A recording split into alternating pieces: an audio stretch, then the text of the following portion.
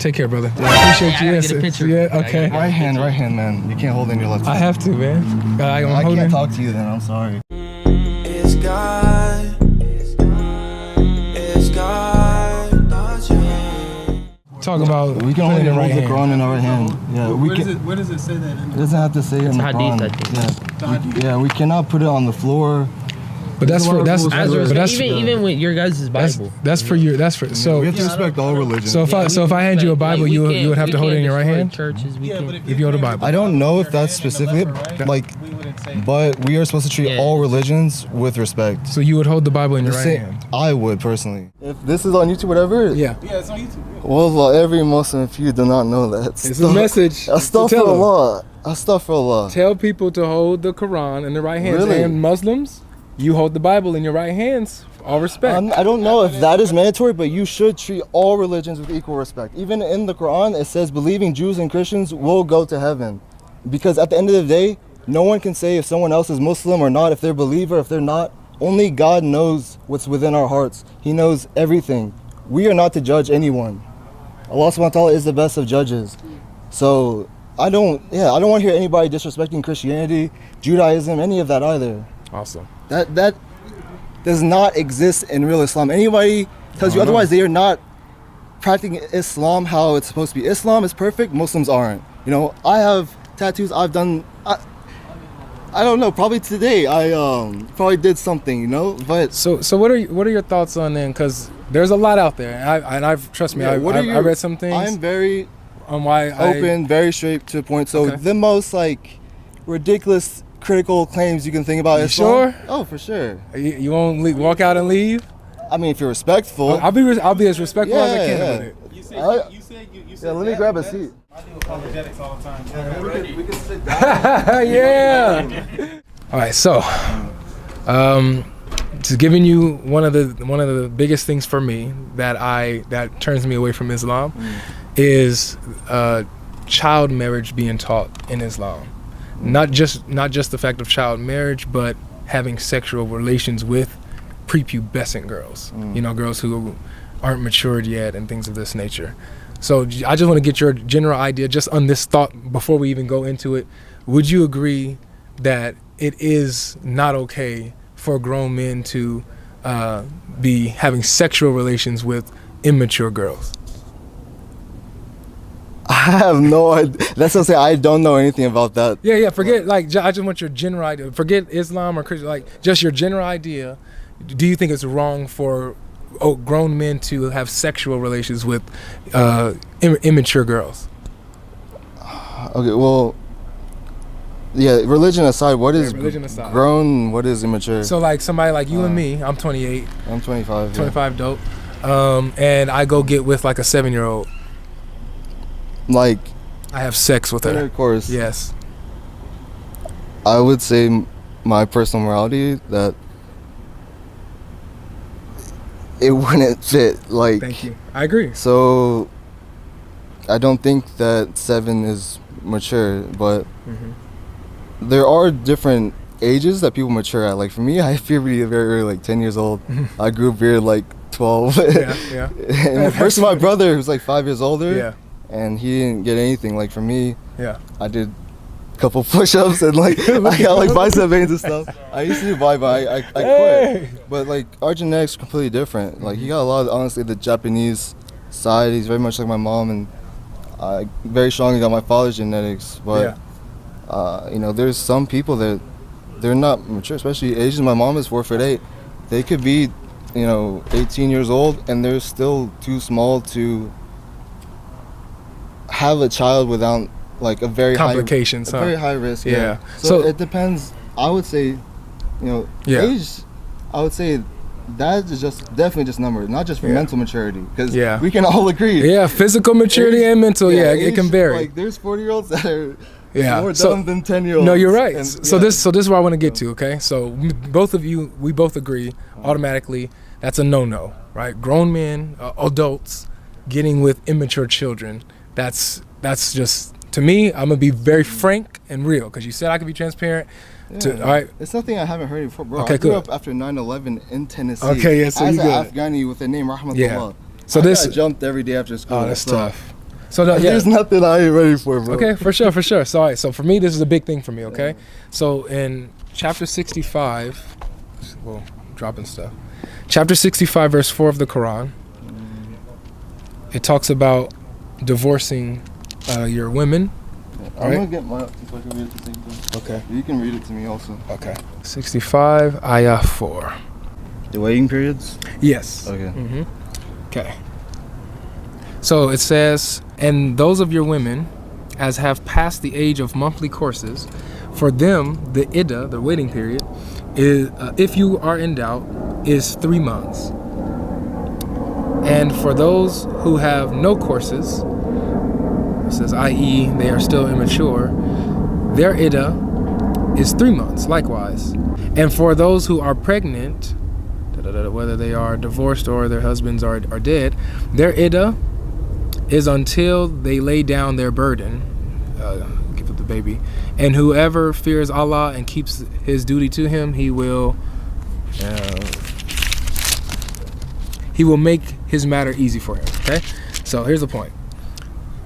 At the top of this, it says, and those of your women as have passed the age of monthly courses, right? So they're too old. This is menopause. They're too old to have their periods. Let me read this because it's different. Yeah, go ahead. Wording. Well, yeah, I think this is a lot better. It's a lot more clear. That's why it's called the clear Quran. It straight up says menstruation. Oh, that's good. So I'll read it also, in case that's too complex for them. You can just edit that out. I had about ready to go. No, I mean, you can lead it if you want. No. The good one is good. Go ahead. Okay. Waiting periods for divorced women. All right. Bismillah. As for your women past the age of menstruation, in case you do not know, their waiting period is 3 months. And those who have not menstruated as well. As for those who are pregnant, their waiting period ends with delivery. And whoever is mindful of God, he will make their matters easy for them. This is the commandment of God, which he has revealed to you. Yeah. And whoever is mindful of God, he will absolve them of their sins and reward them immensely. Okay, so you're asking... I'm saying that this verse is teaching you about how to handle your divorced women, right? So that they can move on to the next lover, basically. Their waiting period. So there's 3 groups of women mentioned. There's the older women who are too old to menstruate. There's the young girls who have not menstruated yet. And then there's your pregnant women. Okay? So that's what it's telling you how to handle divorcing those 3 groups of women, those 3 groups of girls, right? So one of the groups is where my problem is with the immature ones. So it's showing that they've married these girls and now they're divorcing them and they're still immature. Now here's the key to this. The key is the iddah, the waiting period. The waiting period is the 3 months to make sure the girl is not pregnant. Why is the iddah involved? Because the iddah is to make sure they're not pregnant, meaning they had sex with them. And so the Quran elsewhere says in chapter 33, verse 49, it says, if you have not touched your wife, she does not have an iddah. When you're divorcing her, she doesn't have an iddah. So the fact that she has an iddah, the young immature girls, the fact that they have iddahs means that their husbands have slept with them. They had sex with them, even though they're immature. So is that your interpretation? No, that's what the scholars interpret. Like I looked at the tafsirs on this and everything. I've never heard that before. I thought it would be a good place to take a break here so that we can get into the nitty-gritty of the Islamic sources here. So we're going to check out the commentary, the tafsirs on chapter 65 verse 4 and see what the scholars have to say on this matter. So going to the tafsir, here we look at Tafsir al-Jalalain, and this is what they say. It says, and for those of your women who no longer expect to menstruate, if you have any doubts about their waiting period, their prescribed period shall be 3 months.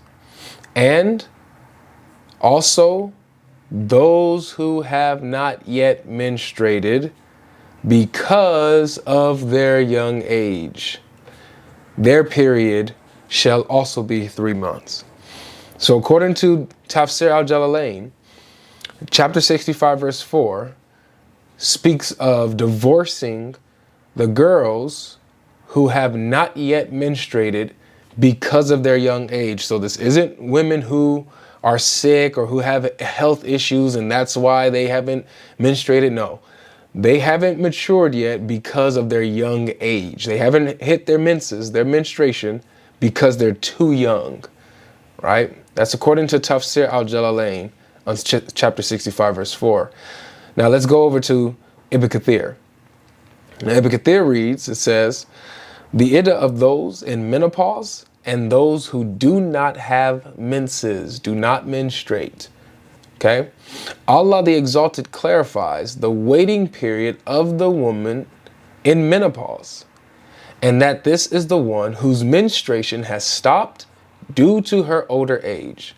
Her iddah is 3 months instead of the 3 monthly cycles for those who menstruate, which is based upon the ayah in Surah Al-Baqarah, chapter 2, verse 228. Here it is, guys. The same for the young who have not reached the years of menstruation. Their iddah is 3 months like those in menopause, right? So they have the same iddah, waiting period. They have the same waiting period as the older women. This is the meaning of his saying, and for those who have no courses.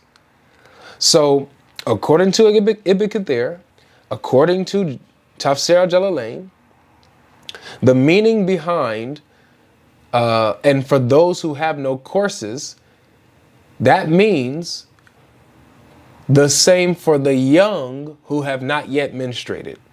They have not reached the years of menstruation. They're too young. Because of their young age, they have not matured yet. These are the type of women that are being divorced. These little girls are being divorced, and they have a waiting period checking to see if they're pregnant. These little girls. Now, let's continue on to the consensus of the scholars. Let's go to the fiqh, the ruling. The ruling on marrying a young girl. And here's the link, you guys. I'll put all the links in the description. Now, what's the fiqh on this? The second section, the ruling on marrying a young girl. The first issue, the father's marriage of the eldest daughter. This is by agreement of the 4 schools of jurisprudence. The Hanafi school, the Malikis, the Shafi'is, and the Hanbala. And there was consensus on that. Then they go on to quote chapter 65, verse 4. My Arabic readers, you guys know what this is about. And they continue to say, the verse included the permissibility of marrying off a young girl. And there is no right to marry her with her unless her father gives her in marriage. So what did this just say? The verse gives permission of marrying off a young girl, right? And there is no right to marry her unless her father gives her in marriage. And what is the proof of this? What is the example that they use to back this up, to back up their understanding of the verse? What example do they use? Well, only the best example for all mankind, of course. Second, from the Sunnah, on the authority of Aisha, may God be pleased with her, the Prophet, may God bless him and grant him peace, married her when she was a girl of 6 years. And she, now this is a bad translation here, I'm going to read it, but what it really says, it says, and she was married to him when she was the daughter of 9. What it really says in the hadith is that he married her when she was a girl of 6, and he consummated the marriage with her when she was 9. So he married her at 6, had intercourse with her, sexual relations with her, when she turned 9 years old. And she stayed with him 9 years. So that's the example that they give to back up their understanding. Now, what's the significance of this? This is according to the consensus of the scholars, by the way, guys. This is the fiqh, the ruling on marrying little girls in Islam. This is explicit in the permissibility of the father marrying off a young girl without her permission, because she has no permission. So the little girl has no say in the matter. She doesn't have to give her consent. There is no consent of the little girl. It's the father that gives her off to marriage. He is the one who has the permission or gives the permissibility to marry this little girl, his little daughter. It's up to the father, not to the little girl. She can fight all she wants, but it's not her say. It's up to the father, okay? Without her permission. It's explicit, right? Now, let's go over to now the Asbab al-Nuzul, which is the reason why verses are revealed. Asbab al-Nuzul means the reason why verses are revealed, why the verses came out in their context, okay? And so this is what we find in the Asbab al-Nuzul by al-Wahidi, okay? I'm going to put all the links in the description. So talking about chapter 65, verse 4, and for such of your women as despair of menstruation, right? The ones who are older. Said Mukatil, when the verse, women who are divorced shall wait, keeping themselves apart. Khalid ibn al-Numan ibn Qais al-Ansari said, O Messenger of Allah, what is the waiting period of the woman who does not menstruate and the woman who has not menstruated yet? And what is the waiting period of the pregnant woman? So it's asking for three categories of women. The woman who's too old, the woman who's too young to have menstruated, and the women who are pregnant, right? And so Allah, exalted is He, revealed this verse. So this is the reason why it came down. Now, it quotes a lot of people giving the report. So when we jump down to where it came from, Uthman Amr ibn Salim, who said, when the waiting period for divorced and widowed women was mentioned in Surah Baqarah, Ubay ibn Ka'b said, O Messenger of Allah, some women of Medina are saying there are other women who have not been mentioned. He asked him, and who are they? He said, those who are too young, such that they have not started menstruating yet. Those who are too old, whose menstruation has stopped, and those who are pregnant women, who are pregnant. And so this verse was revealed. So what's the reason why this verse came down? Because there were women who were left out on how to deal with them being divorced, how to handle their divorce. What's their waiting period? You know? And according to all the scholars, the consensus of the scholars, according to the Asbab al-Nuzul by al-Wahidi, according to Ibn Kathir, Tafsir al-Jalalain, and we can check all the other tafsirs, they're all going to say the same thing. Chapter 65, verse 4 is talking about divorcing young girls who have not menstruated yet. And they have a waiting period in Iddah, which means that their husbands slept with them. Astaghfirullah. Yeah, so I could show you, because I don't have much time, but I could show you, look, let me show you the verse really quick here, 33:49. And I want you, because from what I know is that even marriage, even the most extreme and arranged marriages that I've heard of, is that they cannot even have penetration with them until, like I said, that they're fully done, developed. Oh no, sir, that's in the actual ruling. And hopefully, maybe I could get in touch with you and show you what I've learned, bro. Yeah. In the actual ruling, the ijma, you can try to penetrate at whatever age, even if they're immature, if she can take it. Basically, that's the rule. Who decides if she can take it? The consensus of the scholars. So it's like, yeah. I don't know. I know it sounds crazy, bro. It's not about sounds. Is that I'm saying, if you're gonna say bold claims like that, that is. You gotta prove it. You gotta prove it, right? Well, yeah, in a lot of different ways, because sure, I'd be the first one to tell everybody, that what it's like you have to be very careful too, you know, because I'm not gonna go around, you know, saying crazy stuff about Christianity unless I know it's exactly. Like, That's why I would never bring something this like. Question: are you familiar with Muhammad and Aisha? Muhammad sallallahu alaihi wasallam. Yeah, and Aisha, his wife. Yeah, I know his wife.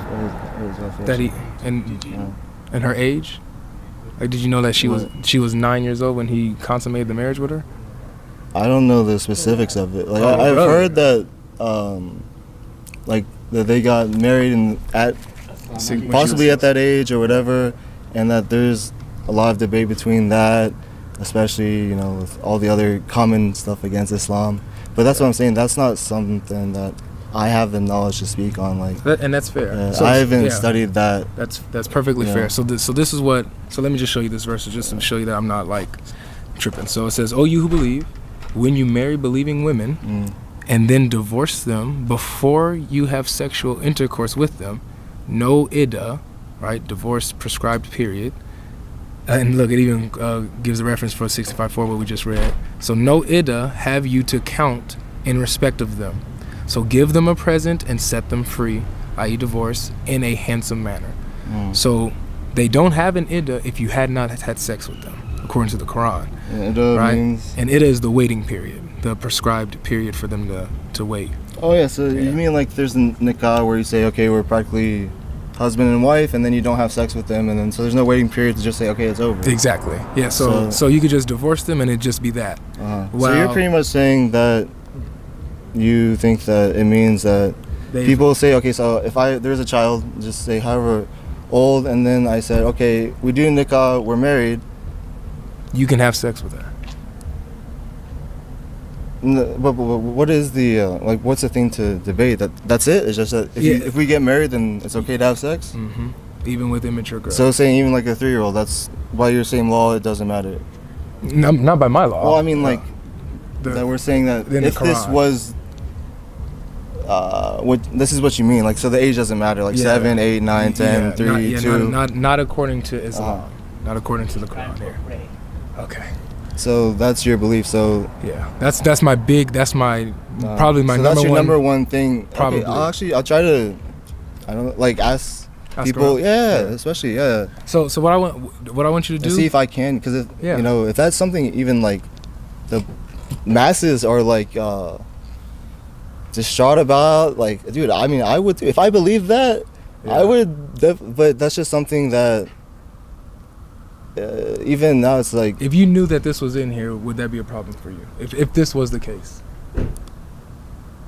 if that was true Islam, oh, for sure, okay. But at the end of the day, I'm saying there's many things that are in the Quran, such as marriage, that I never would get married my entire life until I read it in the Quran. Really, like, it's married in the West. You only have things to lose. Shalom. And so, especially, it's like, why would I stick to one woman? But God prescribes it for me, so I try to understand it. I try to seek the knowledge, but I'll still say, you know, like, I'm not convinced, because it's like you will see whatever you want to see when you read a certain text. It's the context. What are you looking for, you know? Someone could say, nice shirt, and you'd be like, what's she talking about, bro? Or like, oh, thanks, man. It's all like your perspective, you know? Yeah. So, I don't want to keep you holding, it is time for prayer, but I don't want to. Yeah, Jazakallah here. Take care of you. Thank you for the conversation. Oh, my God. Logic.